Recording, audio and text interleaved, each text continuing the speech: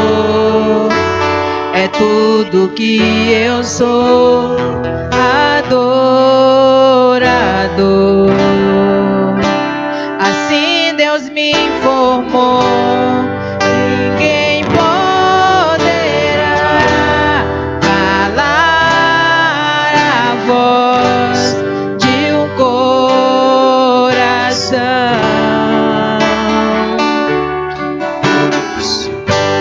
Se eu subir aos céus, eu sei que lá estás. Se eu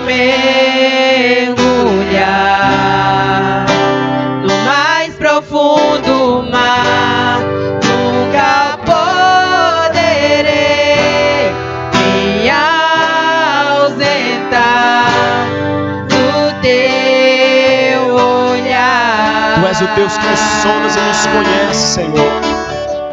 Tu és o Deus que me sondas. Tu és o Deus que me vê. Não tenho todas as respostas, mas de uma coisa eu sei: por toda a minha vida te adorarei. Adorar é o que sei, adorar é o que sou. Nada pode calar um adorador.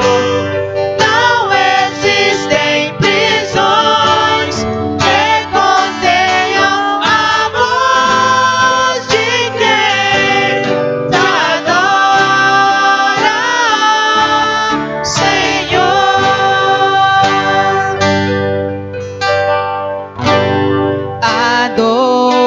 Adorador é tudo que eu Adoradores diante do sou. Senhor. Adorador. Adoradores, Senhor. Assim Deus O me Senhor tem nos formado informou, diante de ti. ninguém poderá calar a voz de um coração.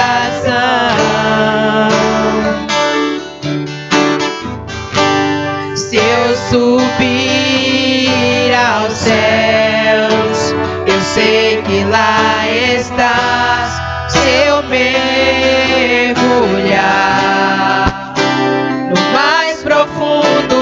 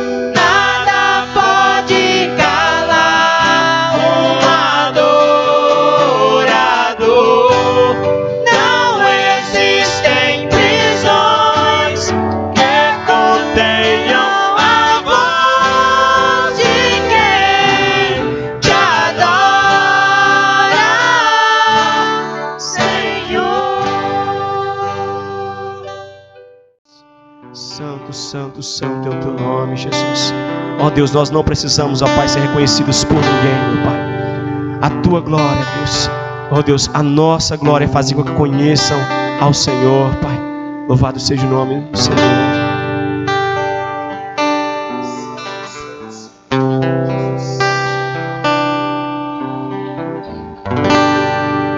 Eu não preciso ser reconhecido por ninguém. A minha glória é fazer com que conheçam a Ti.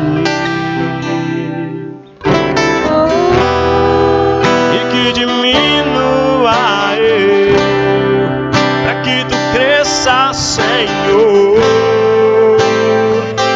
mais e mais.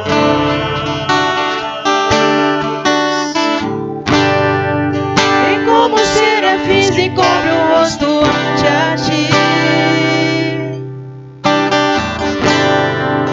Esconde o rosto pra que veja a tua face em mim.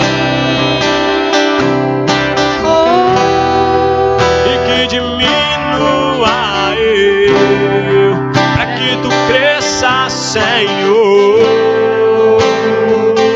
Mais e mais, no Santo dos Santos, a fumaça me esconde, só teus olhos me veem. Debaixo de tuas asas é o meu abrigo, meu lugar secreto. Só tua graça me basta, sem tua presença é Eu o não meu preciso, cante prazer. do início.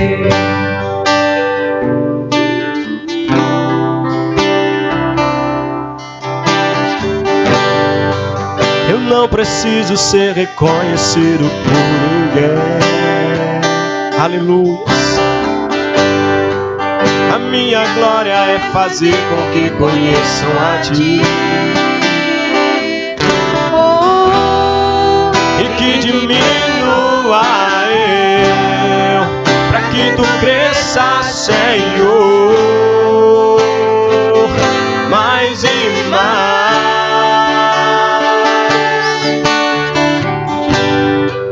E como serafins encobre o rosto ante a Ti. Oh Jesus, que veja o Senhor em nós, meu Pai. Esconde o rosto pra que veja a tua face em mim. E que diminua eu, para que Tu cresça, Senhor,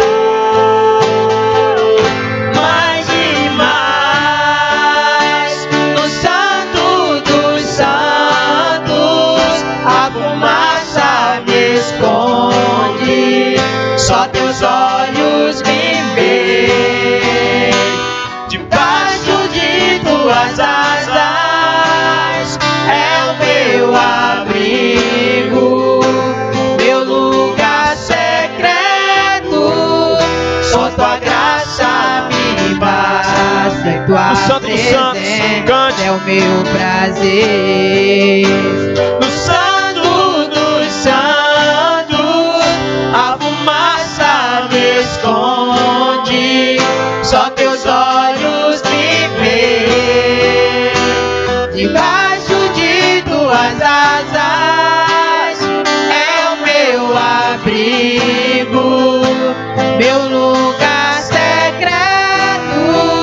Só tua graça me basta, tua presença é o meu prazer.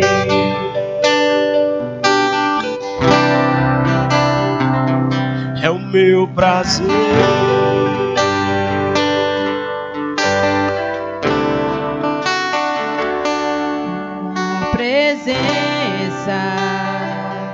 Tua presença é o meu prazer, tua presença é o meu prazer. Nós vamos ler em Hebreus capítulo 4, a partir do versículo 14, mas de toda maneira nós vamos nos apegar bastante no versículo no versículo 16.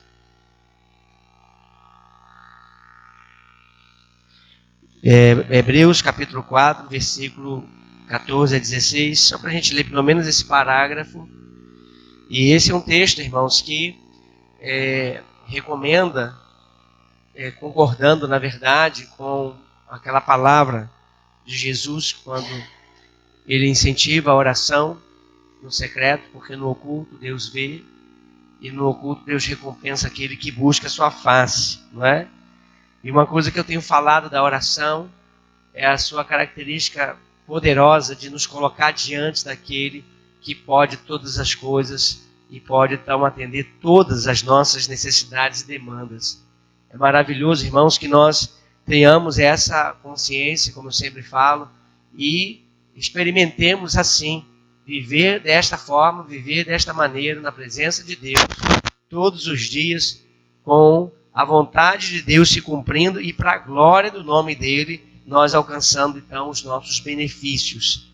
Hebreus 4, a partir do versículo 14, visto que temos um grande sumo sacerdote, Jesus, Filho de Deus, que penetrou nos céus, que tenhamos firmemente a nossa confissão.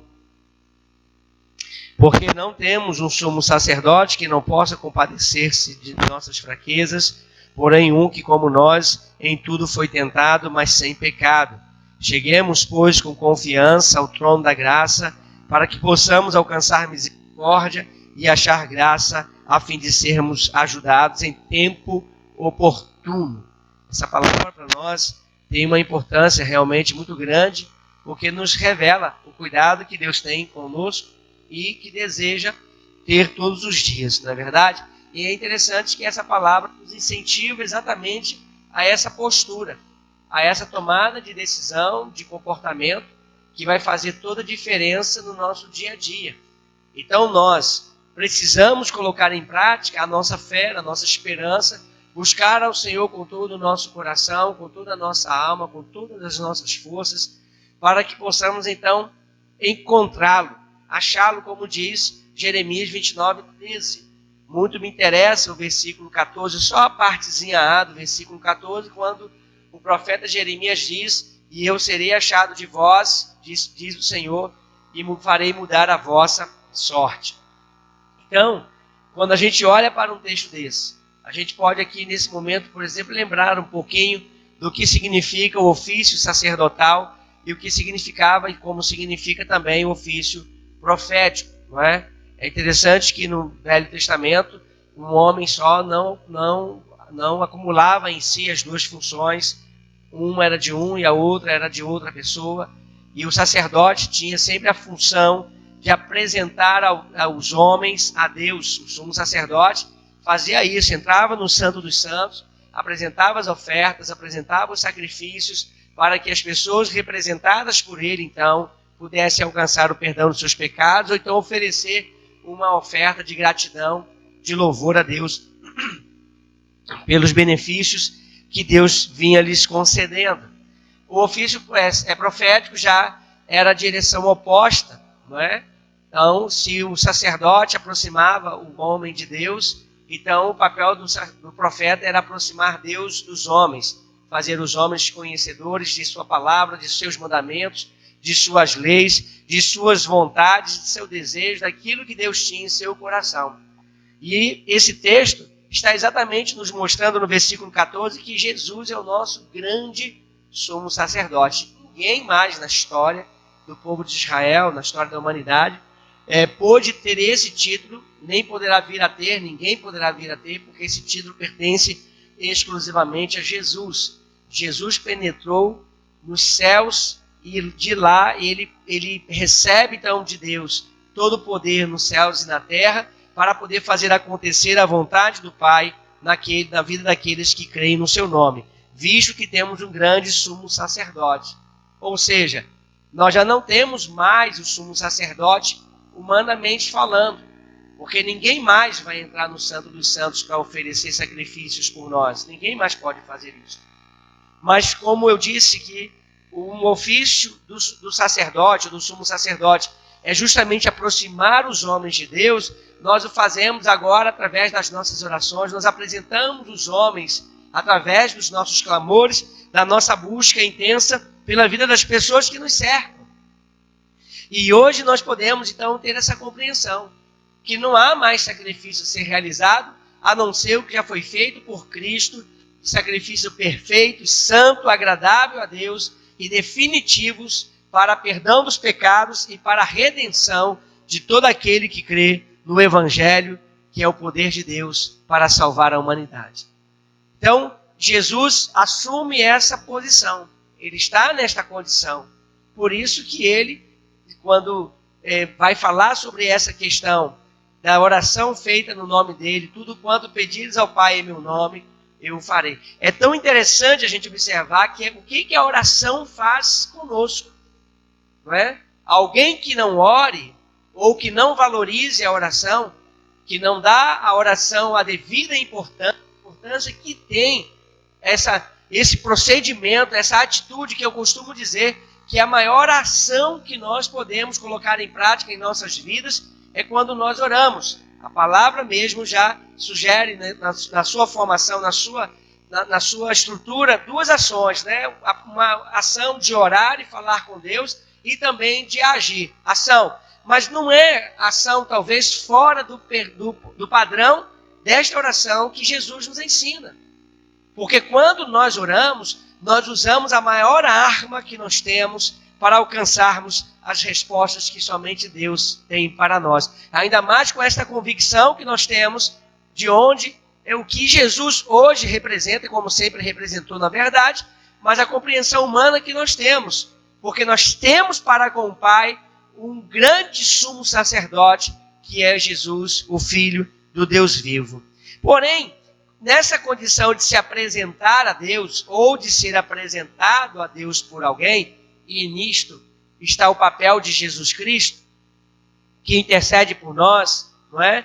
Que clama por nós, que nos apresenta diante do Pai, aqueles que são levados até Jesus, que de coração e verdadeiramente o recebe como Senhor e Salvador. Então Jesus de maneira nenhuma lança fora, como ele mesmo diz, mas ele nos coloca uma condição. É exatamente esse relacionamento com Deus que vai fazer toda a diferença. O que ele nos incentiva no versículo 16, o autor de Hebreus? Que nós devemos ter uma postura de confiança, confiantemente, não é? Tem algumas versões que vão usar exatamente esse termo, para poder explicar a postura que nós devemos ter. Nós temos um grande sumo sacerdote, que penetrou os céus, nós temos o nosso Salvador, que morreu naquela cruz, nós temos o Pai que nos toma pela nossa mão direita, conforme Isaías 41:13, nós temos o Deus Espírito Santo que intercede por nós também, com gemidos inexprimíveis, conforme Romanos capítulo 8, e assim vai. Então, nós não podemos alimentar dúvidas em nossos corações ou permitir que a dúvida faça-nos perder o poder da fé, de crer. Podemos chegar com confiança, ousadamente. Isso não quer dizer desrespeitosamente. Isso quer dizer com convicção, com a certeza de que quando nós nos prostramos diante do nosso Deus, que permanecemos debaixo de sua potente mão e nos humilhamos reconhecendo a sua grandeza e a nossa pequenez, no tempo oportuno, Deus haverá de nos exaltar. É o que registra 1 Pedro, capítulo 5, versículo 6. Humilhai-vos, pois, debaixo da potente mão de Deus, para que a seu tempo Ele vos exalte. E eu vejo exatamente esta condição no versículo 16. E tomo isso para mim. De que maneira que eu devo me postar ou me posicionar na presença de Deus? Eu devo fazê-lo com humildade, mas devo fazê-lo com confiança, crendo na ação poderosa deste Deus que nos deu tudo o que precisamos nos dar também para podermos alcançar o grande propósito de seu coração, que é a salvação de todo aquele que crê com toda a sua verdade, com todo o seu coração. Cheguemos, pois, versículo 16, com confiança ao trono da graça. Eu tenho dito aqui repetidas vezes que a oração tem este poder, o poder de nos colocar diante de quem, irmãos? Diante de Deus, diante do trono de Deus, diante do trono da graça de Deus. A oração tem o poder de nos fazer aproximar, de sermos ouvidos, de estarmos na presença, de sentirmos a presença, de experimentarmos a glória daquele que pode todas as coisas, para o qual não existe nada impossível. Então, esse texto, ele soma exatamente com esta ideia, que na postura que nós devemos ter na nossa oração, a nossa oração não tem que ser numa postura passiva, de quem está vivendo de braços cruzados. A oração exige atividade. A oração não pode ser inerte. A oração exige de nós atitude que vai justificar estarmos orando àquele que pode todas as coisas. Então, a oração é o que Deus nos deu. É a mola mestra da nossa vida para nós nos mantermos fiéis ao Senhor, firmes em sua presença, obedientes à sua palavra, vencendo todo o mal que se levanta contra nós pela manifestação do poder de Deus em nosso favor. Como esse texto, na primeira frase, ele vai dizer: cheguemos com confiança ao trono da graça. O que significa o trono da graça? Nós sabemos que se refere ao Rei dos Reis, ao Senhor dos Senhores, o nosso Salvador Jesus. Mas por que o trono da graça? Porque é no trono do Senhor que nós encontramos os favores que nós não merecemos. A palavra graça quer nos remeter exatamente a essa compreensão. Nós não temos méritos, nós não fazemos por onde, em que por alguma circunstância, por alguma palavra, por alguma atitude, Deus nos fique devedor. Isto é impossível para o ser humano. Não é possível ao homem ter o direito de cobrar qualquer coisa que Deus estivesse lhe devendo, supostamente estivesse lhe devendo. Deus não deve nada a ninguém. É por isso que nós precisamos compreender o significado dessa palavra em nossas vidas. E é por isso que a oração nos coloca exatamente diante do trono, que manifesta de lá a glória de Deus, trazendo sobre nós a sua graça. Seus favores que nós não merecemos, as bênçãos, a prosperidade, a saúde, as portas se abrindo, as maldições sendo quebradas e tantas outras coisas.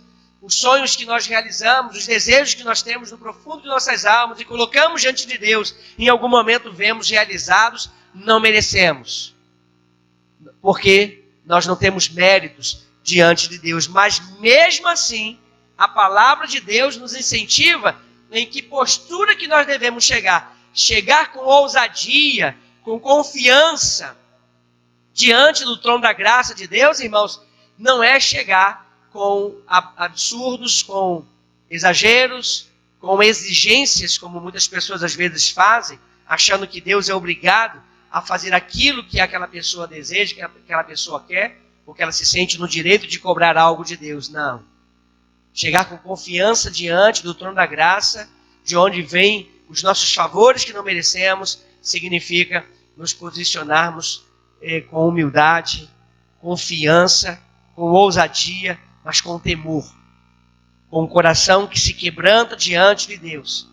Com um coração que reconhece que somente Deus é o Senhor e Ele é digno de toda a honra, de toda a glória, de todo louvor e adoração. Então, quais são as pessoas que estão em condições de chegar com ousadia, com intrepidez, com humildade, com temor, com confiança, com convicção diante do trono de Deus? Se a gente for analisar pela condição humana, pessoa nenhuma tem esta condição de fazer. Ninguém, absolutamente ninguém. Porém, quando nós temos Jesus como nosso Senhor e Salvador, graças a Deus que esta é a nossa realidade, porque o plano de salvação de Deus, nosso Pai, se realizou em nossas vidas e nos alcançou de maneira poderosa. Então, por causa de Cristo, o nosso grande sumo sacerdote, nós podemos chegar diante de Deus, diante de seu trono, porque somente com a morte de alguém como o nosso Senhor e Salvador Jesus Cristo, é que aquele véu poderia ser rasgado de cima a embaixo, que separava o lugar santo do lugar santo dos santos, fazendo a diferença para as nossas vidas. Então hoje nós podemos pessoalmente chegar diante de Deus. Hoje nós podemos orar, falar com o Pai. Pela palavra nós sabemos que só existe um intermediário entre Deus e os homens. Jesus Cristo, o nosso Senhor e Salvador. E é por isso que Ele é o nosso grande sumo sacerdote. E é por isso que Ele nos autoriza, e Ele pode fazer isto. Eu não posso, nunca, homem nenhum pode fazer isto. E em algum momento dizer, quando você orar, fala com Deus que fui eu que mandei você orar. Ora no meu nome. Que pessoa pode fazer isto? Somente Jesus. Então, por causa do nome de Jesus, é que nós podemos chegar diante do trono da graça com confiança, com convicção, com a certeza da vitória, de que tudo isso que está acontecendo vai passar, de que nós venceremos. É por causa do nome de Jesus. O nome que foi dado entre os homens pelo qual devamos ser salvos. O nome que é acima de todos os nomes. Então, não é por mérito nosso. Não é porque nós somos bons o bastante para podermos chegar diante de Deus e exigir algo dele. Não. Mas é por causa do nome poderoso de Jesus. Aquele que morreu na cruz. É por causa dele. É por isso que o versículo 14 diz o que ele é. Neste sentido, quando nós nos posicionamos em oração diante do trono do nosso Deus. E é interessante, irmãos, que esta palavra nos desafia exatamente a este comportamento, a esta atitude, todo o tempo. Você quer uma vida abençoada, você quer viver uma vida feliz, você quer ver os seus sonhos realizados, você quer vencer as tentações deste mundo, você quer que as portas se abram, você quer resistir o diabo, sozinho você não consegue. Se não for pela presença de Jesus na sua vida, o nosso grande sumo sacerdote que penetrou os céus, não é? E nós então devemos reter firmemente a nossa confiança, a nossa confissão. Então a nossa confissão é a de reconhecer que só Jesus é o Senhor. Por isso, irmãos, que naquele grande dia, de acordo com a palavra, os joelhos de todas as pessoas se dobrarão. E toda língua confessará. O quê? Que Jesus Cristo é o Senhor. Para a glória de Deus Pai. E nós já estamos acostumados. Glória a Deus por isso, irmãos. Quando aquele glorioso dia acontecer, para nós não será estranho, de joelhos, nós bradarmos, declarando que Jesus é o Senhor. Amém ou não? Não é verdade? Para nós, isso já é a nossa realidade. Já estamos acostumados. É o mundo que precisa conhecer e se preparar, então, mudando o seu modo de viver. Porque, como diz a Bíblia, o mundo jaz no maligno. E a pessoa que quer viver segundo este mundo, está vivendo segundo aquele que tem o poder maligno sobre este mundo. Cheguemos, pois, com confiança ao trono da graça. Está vendo? Essa palavra, ela não coloca somente sobre o pastor essa responsabilidade. Como muitos pastores estão por aí querendo tomar para si essa autoridade de que a oração dele é que tem poder. Que é quando ele que abre a boca, quando ele levanta a mão que as coisas acontecem. Essa palavra é para a igreja. É a igreja que tem que chegar com confiança diante do trono da graça. É para cada membro do corpo de Cristo. Você, meu irmão, você, minha irmã, pelos seus filhos, pelo seu casamento, pelo seu esposo, pela sua esposa, pela saúde espiritual da sua casa, você tem que chegar com ousadia, com convicção, com a confiança que Deus deseja que você coloque em prática diante do trono da graça dele. A Bíblia nos ensina que sem fé é impossível agradar ao Senhor. Sem fé é impossível agradar a Deus.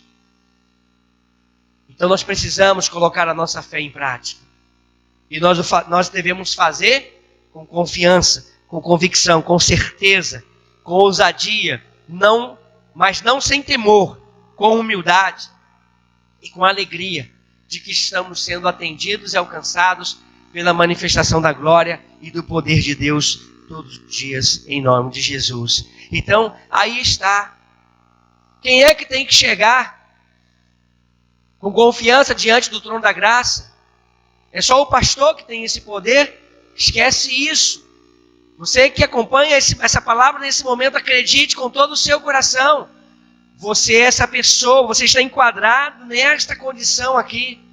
Toda aquela pessoa que crê com o seu coração, que confessa com a sua boca que Jesus Cristo é o Senhor, que vive por esta confissão, que vive por esta fé, crendo que o Senhor é o único que é digno de ser adorado, de ser louvado, de ser glorificado. Então, quando nós temos a nossa vida voltada para esta condição, volto a repetir, quem é que pode chegar com confiança diante do trono da graça? Ninguém, a não ser aqueles que são marcados, selados pelo nome de Jesus, que carrega consigo orgulhosamente, com fé, esperança e certeza que este nome é poderoso para fazer maravilhas e milagres acontecer.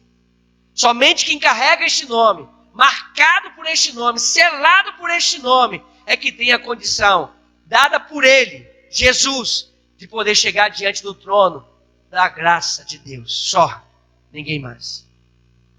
E como que devemos fazer isso? Nós vimos agora há pouco. Quem é que pode fazer isso? Para quem essa palavra é dita? É para a igreja. É a igreja que tem que reconhecer isso. Então, irmãos, nós estamos vivendo momentos muito difíceis. A igreja que não ora é uma igreja que não vence. Jesus falou que as portas do inferno não prevalecerão contra a igreja dele. Agora, a igreja que não ora está deixando de ser a igreja dele.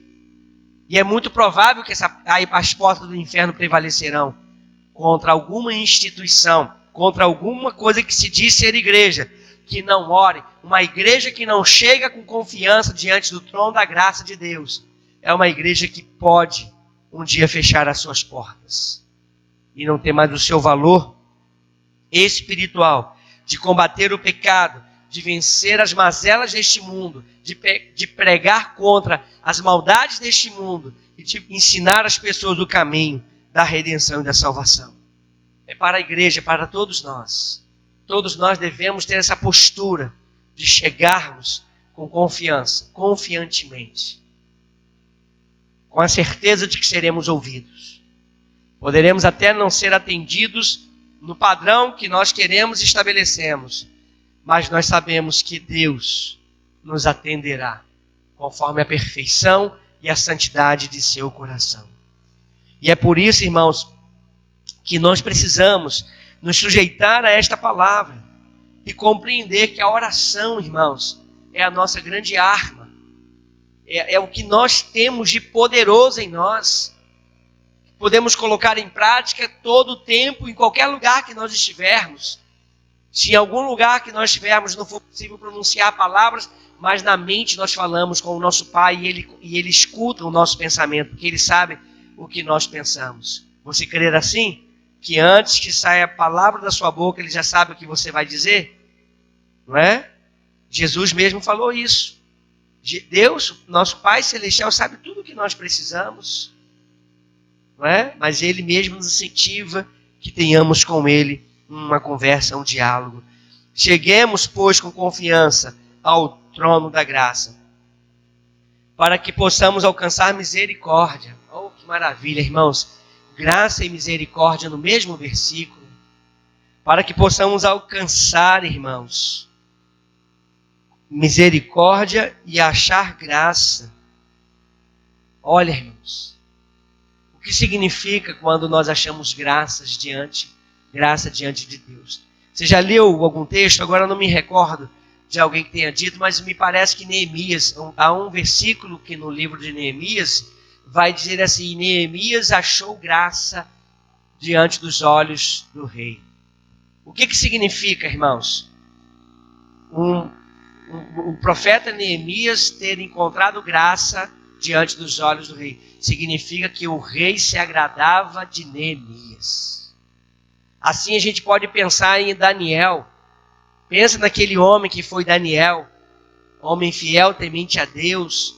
Pensa. Agora, irmãos, olha para mim e preste atenção.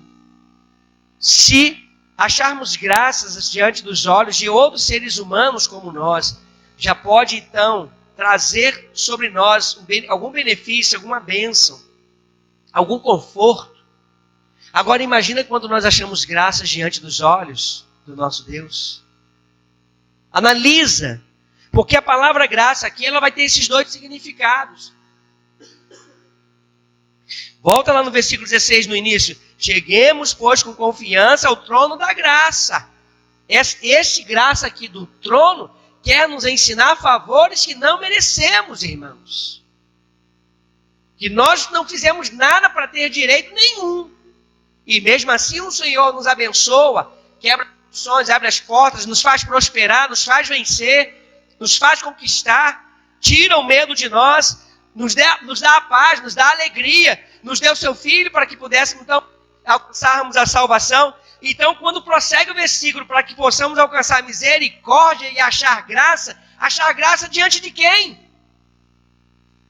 Diante de Deus.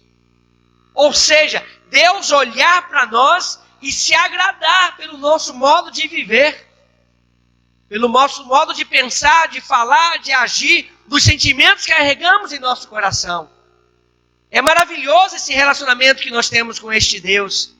Então, quando a palavra diz de encontrarmos misericórdia e acharmos graça, é exatamente nesta condição. Se a graça, o primeiro significado para a graça, trono da graça, é recebermos favor que nós não merecemos. O segundo é nós acharmos graças diante dos olhos de Deus. É maravilhoso. E para a misericórdia, irmãos, como já sabemos, é sermos protegidos daquele mal que nós merecemos. E Deus não permite que todos os males nos alcancem de maneira definitiva, porque senão, o que diz o profeta Jeremias, capítulo 3, a partir do versículo 18? Que as misericórdias do Senhor são a causa de não sermos consumidos. Se não fosse pela misericórdia de Deus, ninguém mais estaria sobre a face da terra. Então, é interessante a gente observar isso. E a pergunta que eu faço para você, a sua vida agrada a Deus? Se a gente olhar para o testemunho que o próprio Deus dá de Jó, irmãos. O que Deus falou de Jó? Tem visto o meu servo Jó? Homem fiel, temente a Deus, que se desvia do mal, igual a ele não há outro sobre a terra.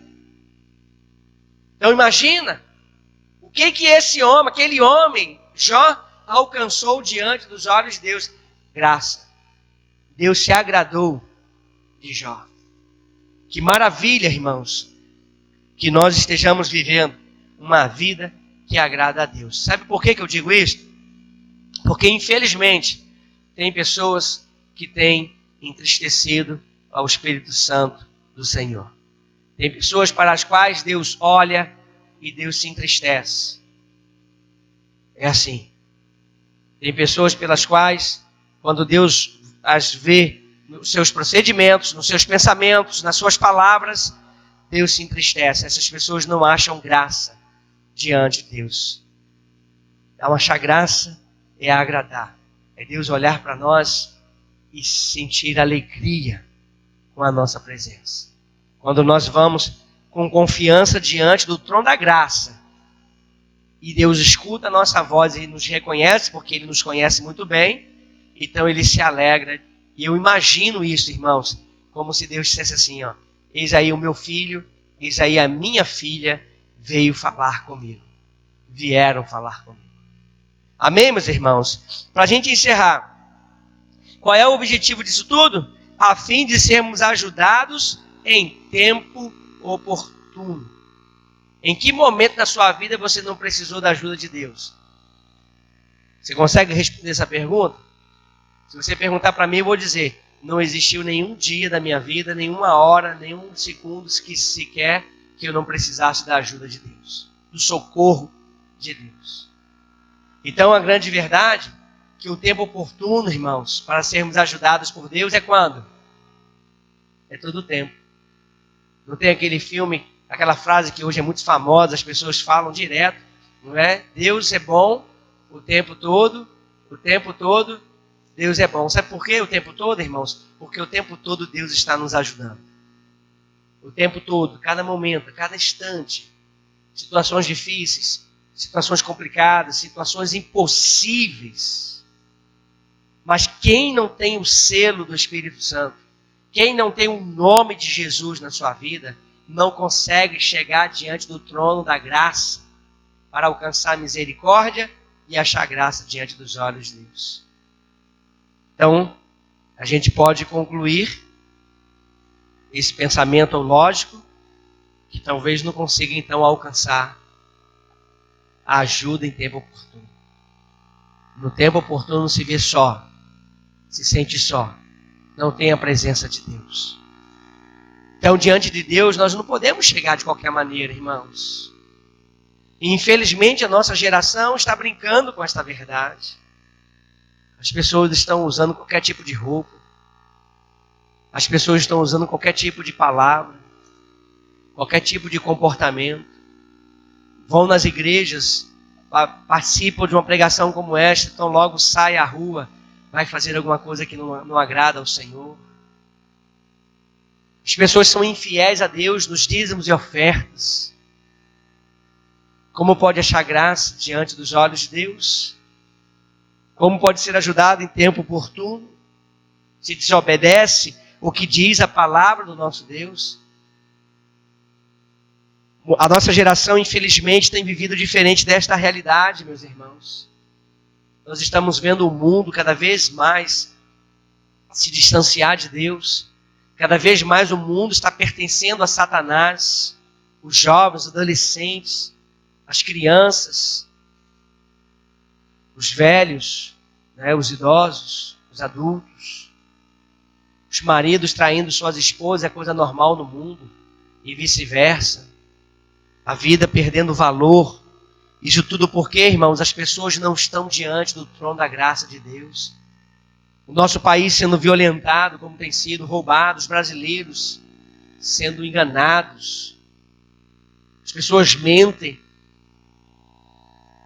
Elas mentem demais para conseguir o que elas desejam. E quando elas conseguem, elas ignoram aquelas pessoas que as colocaram lá, por exemplo. Não pode ser assim, irmãos. Nós temos que, conforme aquela mensagem, olhando firmemente para o autor e consumador da fé, Jesus Cristo, nosso Senhor. Então, está na hora da igreja despertar para viver esta realidade. Porque a igreja que agrada ao Senhor é aquela que chega confiantemente diante do trono da graça. E para chegar, a igreja tem que ser selada com o Espírito Santo do Senhor. Ela tem que ter a marca de Jesus, como Paulo falou, traga no meu corpo as marcas de Cristo. Ele também disse, e a gente fala isso demais, não vivo mais eu, mas Cristo vive em mim. A igreja tem que ser assim. Essa palavra não é para uma pessoa, não é para o pastor, é para a igreja. É a igreja que tem que chegar com confiança. Então eu desafio você, em nome de Jesus, ainda esta noite, você se aproximar do trono da graça de Deus com confiança. Levantar na madrugada, buscar ao Senhor, clamar por sua misericórdia, sua graça, sua compaixão, com confiança, acreditando com todo o seu coração, com toda a sua alma, com todas as suas forças. Você pagando o preço de buscar o Senhor, e isso é maravilhoso. Você vai ter que abrir mão, certamente, de algum prazer. Para você orar de madrugada, você tem que abrir mão do quão bom é poder dormir a noite toda, não é verdade? Como que isso é difícil, possivelmente, para a maioria das pessoas. Você vai ter que abrir mão. Se você quiser buscar de madrugada, você vai ter que sacrificar algo. Se você quiser buscar durante o dia, você vai ter que sacrificar algo para você fazer algo que agrada ao Senhor. Então, eu desafio você a buscar o trono da graça de Deus com confiança, com esperança, com fé. Em nome de Jesus. Amém? Que Deus te abençoe sua família, abençoe sua casa, abençoe sua vida poderosamente, em nome de Jesus. Senhor, muito obrigado pelo que o Senhor nos deu aqui nesta noite. Que esta palavra, Senhor Deus, realmente faça sentido na mente, no coração de todo o teu povo. Ó Deus, que esta palavra alcance corações, que pessoas sejam transformadas, que o Senhor seja glorificado, que ela não volte vazia para o Senhor. Senhor, abençoa-nos com toda sorte de bênçãos, quebrando as maldições, desfazendo os laços contra as nossas vidas, que em tudo seja feita a sua vontade nas nossas vidas. Obrigado pelo seu amor, obrigado pelo perdão dos nossos pecados, pela salvação de nossas almas. Obrigado, Santo Deus, por tudo. E nos ajuda, Pai, a vivermos uma vida segundo o seu santo e maravilhoso coração. Que tudo seja para a glória e para a honra do teu santo e maravilhoso nome. Obrigado, Senhor, pelo seu amor e pela sua bondade. Nos abençoe com toda sorte de bênçãos. Toma nas tuas mãos o nosso Brasil, Senhor.